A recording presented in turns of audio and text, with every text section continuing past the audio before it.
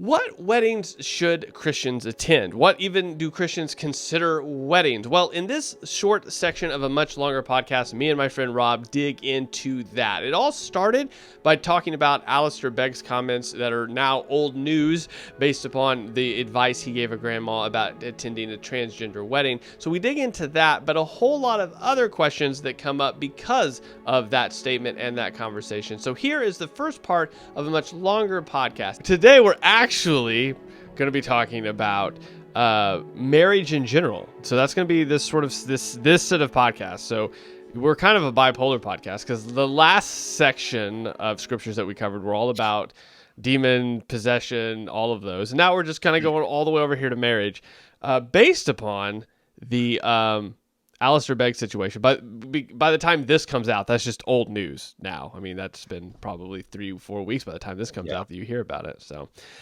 but it did bring up a lot of good questions on should Christians attend certain types of weddings, specifically. I think, what was it? It's been a minute. It was a transgender wedding that he told the grandma to go to, right? Yeah. That was, okay. So that's the first question. Rob, would you suggest that a grandmother go to a transgender wedding? No. Oh, no, I did. You did do a good video. You did do a good video. Yeah.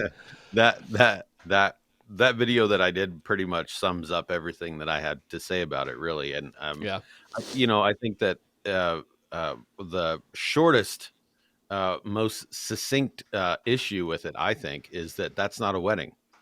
And secondly, that attending a wedding is participating in a wedding. And I mean, we'll talk about that, I'm sure, as we go along. But yeah, so there's definitely some problems with that. I love Alistair Begg a lot. He's had lots of good teaching over the years, but he's dead wrong on this, I think. So yeah, we'll try to link your video in the description. I thought it was a really good video. So we'll do that. So if anybody's interested in Rob's video on that, that'll be below. So other than that, I think we can obviously get that part out of the way. Neither one of us would agree in the advice that he gave. Both of us really appreciate him, but the advice he gave was pretty terrible. But then it brought up the question. That brought up a lot of really good questions on, okay, well then, what does the scripture say about weddings? What do they say about marriage? What weddings, if you can't attend that sort of wedding, even though we would agree it's not a wedding, then is there stipulations on other weddings, right? So on people that are on their second marriage or on the third marriage perhaps, or what about people that are living together? Those sorts of things. So I think we'll eventually get into that, but both of us have performed ceremonies for people as far as married them in a ceremony. And so I'd be interested, because we've never talked about this before. You guys are hearing the first sort of conversation on this. I'd be interested in what you walk people through, because I know, like, I've talked to a lot of pastors and everybody seems to do it different, which is weird to me. That there doesn't, I mean, there are obviously similarities, but it's weird that what I do specifically is a little bit different than what other people do, because I'm always, I mean, if you see me online, I'm always right. So why would you disagree with me? Right. But anyways, in fact, I was hoping you'd go first so I could just say ditto at the end. Oh, well, that's good to know. No, I think so. To be completely honest and transparent with the people, I have only done a couple thus far in my pastorate. So I don't have it completely squared away and nailed down. I've done something a little bit different both times. And I think that on the one hand, this is a question that is going to be different for every person that does it. And I think on the one hand, I had one couple that this is okay. So this is my justification for that. I had one couple that didn't have a lot of time, and so the things that we talked about were pretty much the same things, and we walked through some stuff, but we didn't spend the same amount of time. I knew them better, and so it looked a little bit different. The last couple that we did, we went through part of what we did anyway, was that we went through, what's it called? Toby Sumter over at Canon has a video series and a book called No Mere Mortals.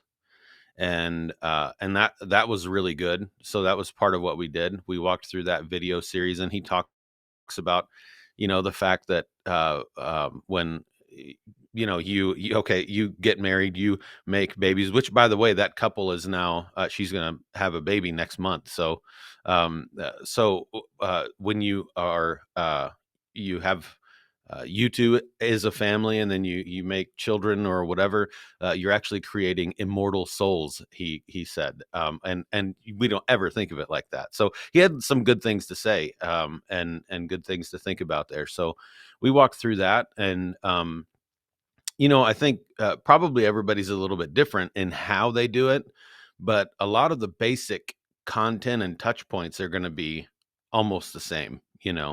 What is your sexual baggage look like? Have you been honest with one another about those kinds of things? Finances. What are you? I mean, that's a thing that people fight about a lot. So what are you? What are your plans there? Do you know how to budget? Have you budgeted? What's your debt look like? You walk through a lot of the same things that everyone will walk through. Just how is going to be a little bit different, I think. And for me, it's probably always going to be at least a bit situational, given the people. One of the things that I always talk about right at the very beginning, because that's kind of a make it or break it thing for if I'm going to do it or not, or if they need to find someone else, is we're doing vows, like actual vows, not like I'm going to write a poem for my wife and call them vows. And like, you can do that. I'm all for doing that's fine. Yeah. But we'll work that into the ceremony, but you're doing vows. It's a covenant, like. Yeah, there's been a couple couples that have wanted. I'm actually trying to pull up real quick. I have here it is. Okay. I wanted to find it so I could walk through what I do with it. So we meet with them at least 3 times, preferably 4, over just dinner. So, but we cover a lot of the same things you've talked about as far as what you go through. So we go with faith first. I mean, that's the whole thing. The first conversation is, even if you guys aren't believers, because there's been a couple, I think 3 of the ones I've done have been for people that neither one of them are believers. They're just people wanting to get married. But I've never done one like that.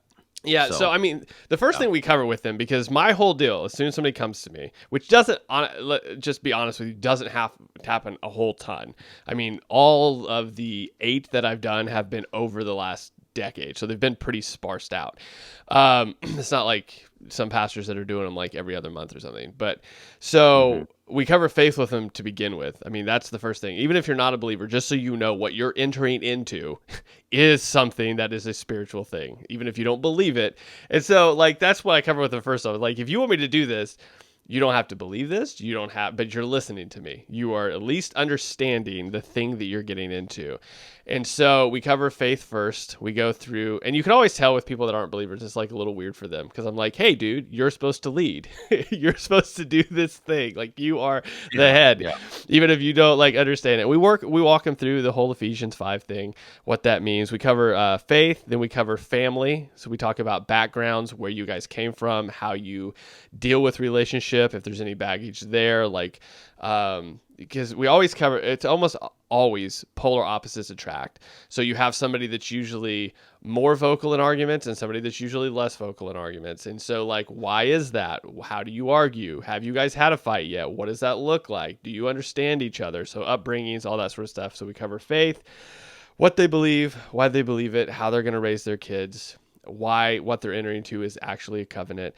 Then on to family. Then we talk about personality, which has a lot to do with family, the way they work out relationships with one another, and then money is the last thing we cover. And we have this whole budget. I mean, Kristin was great. She typed up, there's a whole packet actually we give them, but there's a huge section on budgeting and family and like what that means. And basically my goal, and I tell them this from the get-go, is that my goal is to walk you through the faith, family, relationships, money part, and make you fight about it if you haven't yet. Like, beforehand, right? Yeah, I want you, if you haven't thought about these categories, we're going into something that you're not ready for yet. And so I've never done, like you mentioned, you did a wedding with somebody that had like a really short amount of time. I've never done that. I make it really clear. Like if you're looking to get married quick, I'm not your dude, because I'm going to walk you I want to walk you through these things. There's plenty. And I say this to people, like there's a lot of people out here who are going to be more than happy to do it. The courthouse, in fact, for unbelievers, I just go, the courthouse is probably a better option. Because you don't like what you're doing here, you don't even get what you're doing, and so it's. I mean, if you're entering into this as some sort of legality thing, you're better off to literally walk across the street to the courthouse, than go through this whole thing just because it's a traditional thing for you, like you have in your head that this is the thing that you want to do, and so that, but with believers. Especially, and like you said, I've married some people that grew up in my youth group, right? So I know them a lot better. So it's not really, some of these points we don't belabor on so heavily because I know their testimonies, I know them, I know how they got together. But it is sort of that. So as far as what you're talking about, it's sort of situational and what you walk through. And I make it very clear to them that, like, especially, I mean, unbelievers and believers, but the idea is that, like, this is a forever thing. We make it known from the get-go. Divorce is not an option. like you can think it is, but that is setting yourself up for a terrible marriage if you think that, oh, I can just get out of this whenever I want to get out of this. And I would even go so far as to say in that conversation, if divorce is an option for you, then you're going to get divorced. So there's no point in doing this at all. Because if that is, you're automatically going to be walking into it with, this is like glorified dating in your mind, right? This is legal dating, right? So we can engage in a sexual relationship and all these things without the guilt. Great. But if you can just get out of it at any time, well, then you're going to get out of it whenever things get tough. Yeah. Well, and that's what we cover with, especially this comes up. I mean, we try to bring it up by we. I mean, Christina's there with me the whole time as we're walking through this, and I found that to be really helpful. Just so everybody that's listening or watching knows sort of the dynamic. The dynamic is me and my wife go to dinner. We pay for the dinner with the couple, and we do that 4 times. And in each of these, we cover one of the things I've talked about. So just so you sort of know the setup, this isn't like an office setup. This is, we're having a meal with people. We're going over the faith, the family, the personal. And Christina, thank God, is interjecting in places where maybe I'm not thinking that, like, oh, this needs to be brought up. She usually has thought about that, and she's interjecting as we go. And so the point is that we make from the get-go, though, is like, you guys are entering into a covenant together. And if you're not on the same team about this, then there's really no reason to go further. Again, hey, courthouse is right over there, guys. Like, it's not like, if you don't get that you are on a team, and we push, and I know I don't feel like this, and I'm be interested to pick your brain. I don't feel like this was a big deal though, like in past decades, but like we push really hard. Like, if you guys have 2 separate bank accounts, if there are things in which this is mine, this is yours, like you, again, like maybe you're not talking about divorce or you're not thinking about it, but you're literally just setting up the building blocks for this to be an issue later. Like, is that something you guys cover or no? Yeah. So I think that's actually a really important thing. I've counseled people in our church who have already been married and that sort of thing. And they just function like that in certain areas of life, finances being one. The house is in her name. They both come from a lot of previous brokenness, and so the house is in her name. He married her and moved in. They each have separate bank accounts. Like it's really and one of the struggles in that particular situation is that he had been taken before. In that way, he was married, and the gal cheated on him and ran off with everything that all the financial things that they had, and so it scarred him. So I think that one thing to always keep in mind is, even if this is someone's first marriage, which God, hopefully that's the case, right? But even if this is somebody's first marriage, this gets complicated, at times, and the baggage is always going to be a little similar, but not the same, and so some of those conversations are going to be different for sure. But yeah, I think that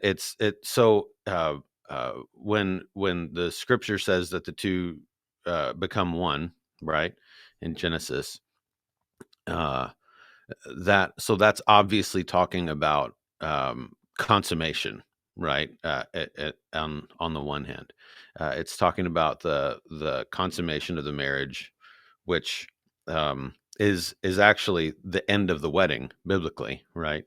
And yet that consummation where the two become one physically, right, is just a picture of what happens in all of life, right? And so if the two become one in a sexual way, but in a bunch of other ways they're like still separate, that's a problem, right? I mean, that then the consummation thing is just a picture, and nothing more, right? But it's supposed to be a picture of what the rest of life is going to look like. You now are one unit in all that you do. I think about that in the ministry that I do also. Not only my wife, but my family participates in my ministry here in many ways. So, um, yeah, that's a vital thing. That idea that the two become one, and that means in everything, in all the stuff that you do. Yeah. And I think this is a good point to sort of shift over to another part. So out of premarital counseling, obviously that is the ideal that you're walking people through. Like, this is what you're into. This is what you're getting into. This is not a separate thing. This is one. The divorce is not an option sort of situation, which is a fairly controversial statement apparently these days. So on that point, let's let's sort of use that as a segue into some other things. So as far as, since we're already on the topic, divorce, if two people come to you, and I don't know how I'll bring just so you guys know, if this is the first time you listen to the podcast, we don't plan these out. We basically throw these together a little bit. We have some this is what we're talking about. Here are the verses, and then we just throw them together. So this is you see this being built as we go. So we're going to throw hypotheticals at me. And some of these I haven't thought through. I'll just go ahead and tell you that. That's whatever fine. You might say. Some of these I've done, and now I have to rethink them because I'm like developed my thinking on them a bit more than I did the first time, just so we're all on the same page on that. And so let's say somebody divorced comes to you and they say, hey, I want to get married again to this. Let's say it's a guy wanting to get married to this lady. It's her first marriage. It's his second. Obviously, there are things that you would probably ask in this situation, but on that note, since we're talking about which marriages to go to, right, based on the Alistair Begg thing, and now there's this divorced person coming to you, and they're saying, hey, this is going to be my second marriage. Let's say hypothetically, I'll just set this up for you a little bit more. His first wife, we'll just go with what you talked about, actually. So she cheated on him. She left. What you're doing right now is actually part of what would happen. Okay, yeah. So all you're going to know at the beginning is this is my second marriage, right? Yeah. I'm gonna probably with him. I want to get to the bottom of that, right? Yeah. Right. Why is this your second marriage?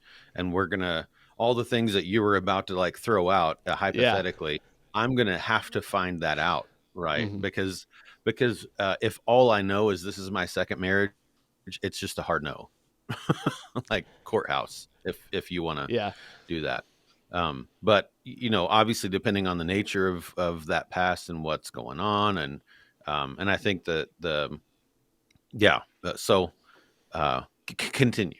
Okay. So let's use that, right? So, because this is where I think this whole conversation gets very, very interesting whenever we start going into, so like let's just go 1 Corinthians chapter 7. That was one of the ones I sent to you, right? So when we start talking about marriages, remarriages, divorce, singleness, all of this, because whenever it's really easy, I think, for us to say, no, you don't go to a transgender or gay wedding because it's not a wedding.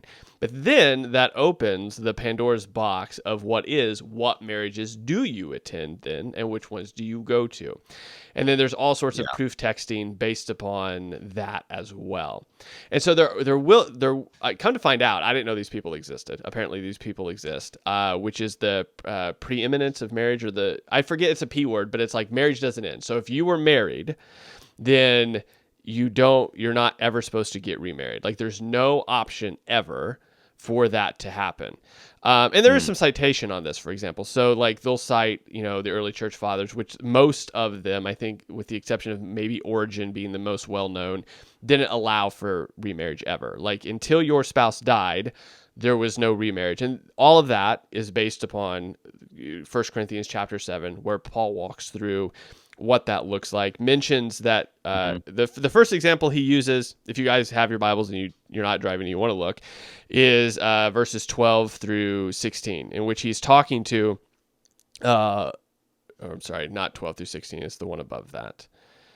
This is how prepared I am right now.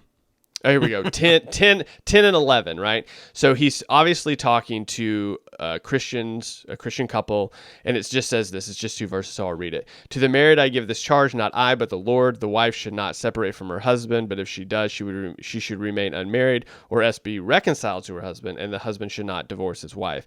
And the idea being here that, like, as we've already talked about, divorce isn't an option, but what he does give as sort of an option is separation with the intent of reconciliation, and if reconciliation doesn't happen, then he's using a hypothetical here probably, or maybe a situation they wrote to him about specifically, but she remains unmarried. Now, at the very end of this chapter, if you guys want to look, it says that he does give a stipulation that somebody can remarry after the death of a spouse. So all of that to wrap up the pretty package that says there are people that will say that under no circumstances can one get remarried until their spouse that they were married to the first time dies, because the covenant you make at marriage is a lifelong covenant, regardless if there is adultery or some other reason that people separate. At no point can someone get remarried. And so I had never heard about this before, to be honest with you, until I started bringing up the topic. I didn't know there were people that held that, because again, us growing up in our camps, I never heard that. Like there were people on their third marriages. And so like the idea of marriage being like, you don't get remarried until death was an odd one. So with those passages, like, well, I guess the first thing is, have you heard of that view before? Yes, but I haven't paid attention to it or looked into it. I mean, I knew that existed, but I think that right off the get-go, when it comes to that, verse 15 in that text says, yet if the unbelieving one leaves, let him leave. The brother or sister is not enslaved in such cases, but God has called us to peace. I mean, I would take that brother or sister is not enslaved in such cases to mean the unbeliever has broken that covenant. And so the covenant is null and void at that point. If the unbeliever abandons the marriage, leaves the marriage, now the mucky part is what constitutes that. In my mind, that's a thing. I think that's what Paul is saying there in those specific moments, or in that specific verse. But what does that mean? Right? Are we just talking about are we just talking about exactly what that sounds like, which means like, hey, I'm out, I'm never coming back, bye, and then they're just gone? Obviously, you also in our world have to think about, well, what if the unbeliever divorces a believer, or what if someone who claims to be a believer divorces a believer, and the believer didn't want to?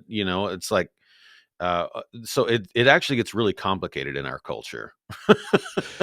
Well, and that's so that's where a lot of the discussion seems to come around. So I would have a bit of a different take, and I'll explain that here in a minute, as far as like the abandonment situation. But I'll explain that in a minute. But it does, to acknowledge the fact that it does get complicated, because now you're basically making the judgment call on who is a believer and who isn't a believer. Yeah, sure. And Paul seems to make that judgment call based upon, I mean, if you're looking at verses 10 through 16, he seems to make that judgment call, meaning that the judgment call seems to be that they are not a believer if they do divorce and leave.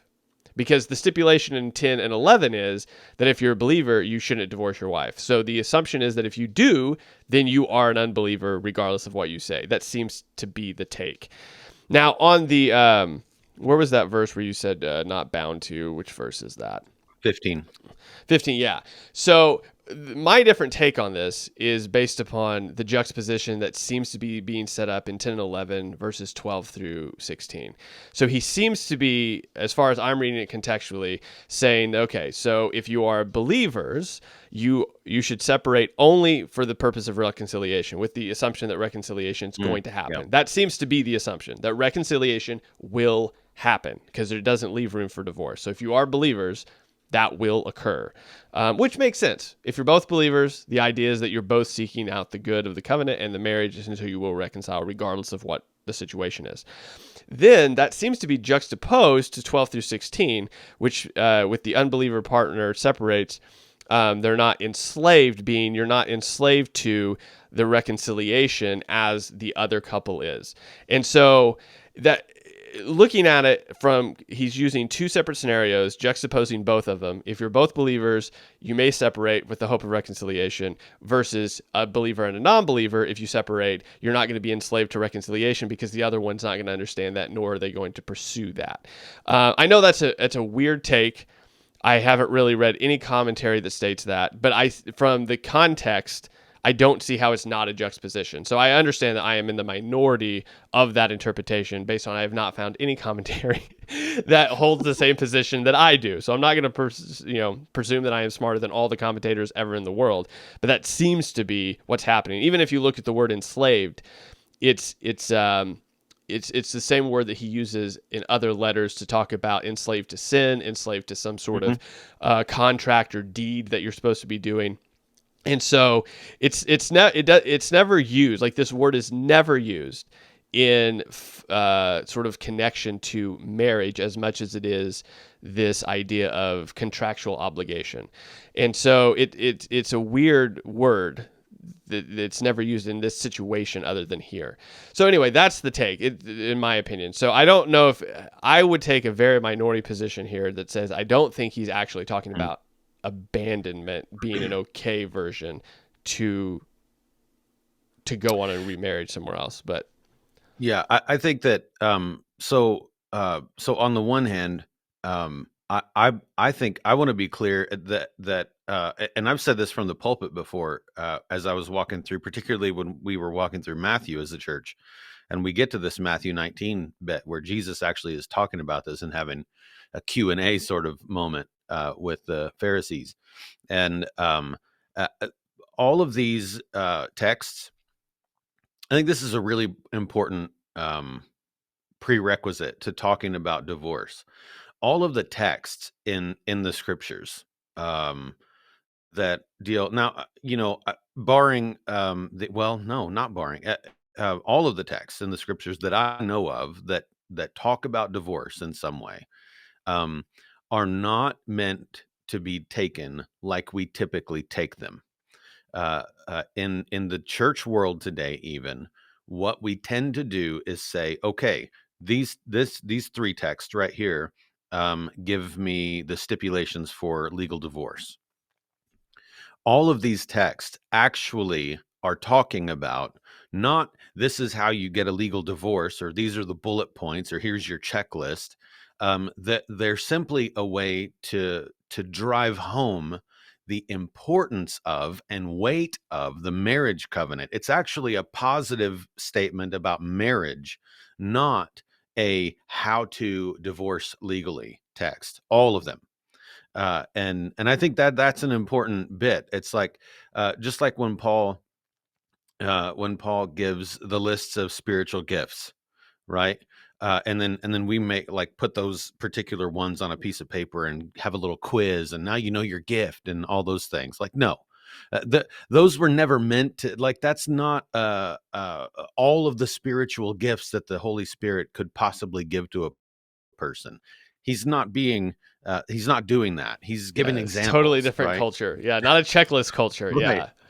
Right. Yeah. Yeah. And so I think that like the same thing has to be applied, right, to these divorce things. In fact, I mean, to take your point, and the point of actually the viewpoint that you talked about at the beginning of this, Jesus says, uh, um, what God has put together, let not man separate. I mean, that seems pretty cut and dry, right? Did God not put this together? Well, so and then also he gives this, but apart from sexual immorality or adultery, right? So there's a caveat to that, but still, the only thing that I would say to what you said about 1 Corinthians 7 is that it seems like there's a scenario in which the unbelieving spouse consents to live in the marriage covenant, and is an unbeliever, as Paul sees it, but there's no divorce there necessarily. Yeah. But, yeah, I don't know. I think that we miss that a lot, like that idea that this is well, can this person get divorced or not? I mean, which is appropriate. I mean, if that's a topic that someone has brought up, it's appropriate, obviously, to go to the scriptures and see what they have to say about it. But I think that like I would always begin that discussion with, okay, first of all, this is not about that. This is about why you shouldn't be divorced. Hey guys, you made it through. Hopefully that was helpful to you. And if you enjoyed it, make sure you leave a like or comment below and stay tuned for the following Wednesdays for the other sections to come out. Then I look forward to hearing what you think about it.